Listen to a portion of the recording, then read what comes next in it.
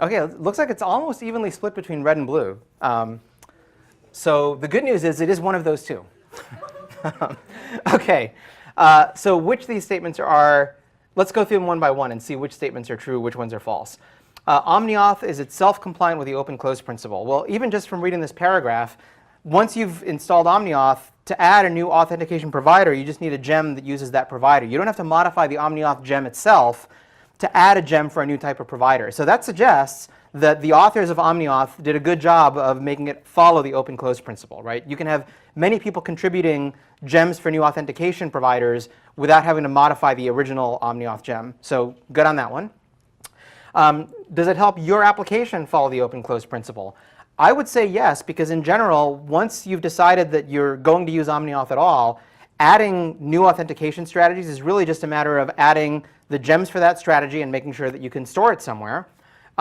So that leaves us with which of these two is a better explanation of what OmniAuth provides you. I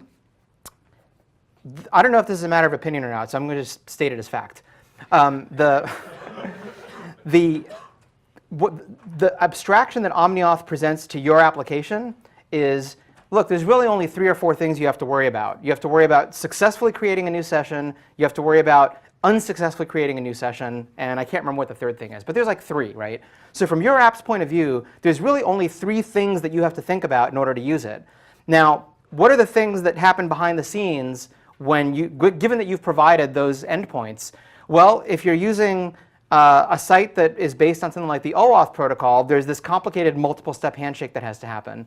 If you're using the test harness, actually no authentication happens at all. If you're using the developer authentication, it just lets you type in who you want to log in as without a password. Those are radically different ways to think about the concept of authentication. So my view is that OmniAuth really is more like the strategy pattern, because the concept that you're going to end up with either a successful user ID and provider name, or you're going to end up with failure. Those are the only things that all the strategies really have in common. The way that you authenticate yourself to remote sites is wide open. And while a lot of sites do share OAuth, which is a particular protocol for authentication, and the OmniAuth gems for those particular sites actually are pretty similar, but you can also do authentication against anything. You can do authentication where what the backend does is call somebody and ask them a question, right? And OmniAuth would still provide the same interface. So I view it as an example of strategy, because the task is the same.